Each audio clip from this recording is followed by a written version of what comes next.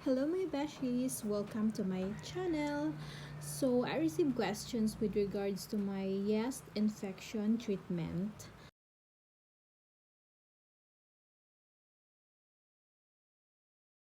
First of all, hindi ba ako professional to give you advice, but this is just based on my experience. So, it started November 2022. So, yung feeling niya is makate to the point na gusto mo siyang kamutin palagi, and then gusto mo siyang hugasan, yung part na yon. And yung discharge niya is white, na yung texture niya is parang cheese. It's like cheese-like na texture. So I have googled it, and based on the symptoms that I have, yung nafe-feel ko tsaka yung discharge, so ako na rin yung nag-conclude na it's a yeast infection because same lang naman dun sa symptoms na nakikita ko online. So yeast infection is caused by bacteria. So I googled it and researched at nagtitingin ako ng mga videos dun sa mga nagsishare ng kanilang journey. And maraming nag-share na using gentle soap like Johnson's Baby, then yung feminine wash like Gynepro. So, nag-try din ako noon ng dalawang yon. And then, yung probiotics. Kasi probiotics is a good bacteria and fina-fight niya yung bad bacteria. So, I tried those three and effective naman siya for a short while, like 3 days. So, after 3 days, bumalik ulit siya yung discharge at yung pangangate.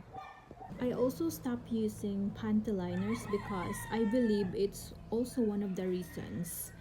Kasi 'di ba yung panty liners din is nakaka-infect siya, like cause of UTI, yung ganon.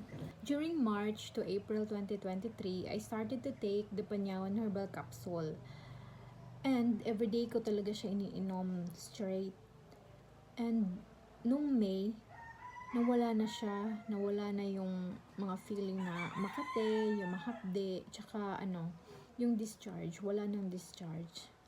I believe yun talaga yung nakakatulong na mawala yung yeast infection ko kasi during that period, nung March to April, yun lang talaga yung iniinom ko na supplement.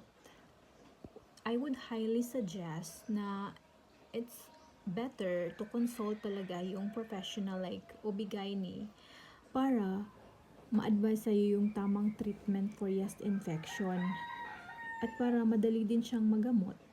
Again, this is only my experience and much better to seek advice to the professionals.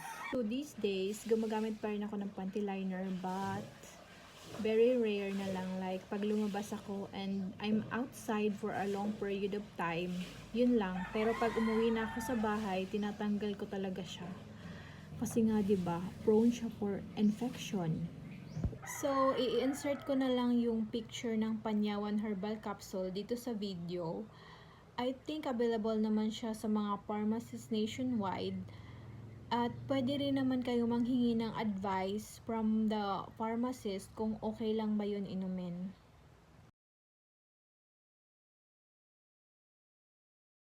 So thank God, hindi na talaga siya mabalik. And I am so happy.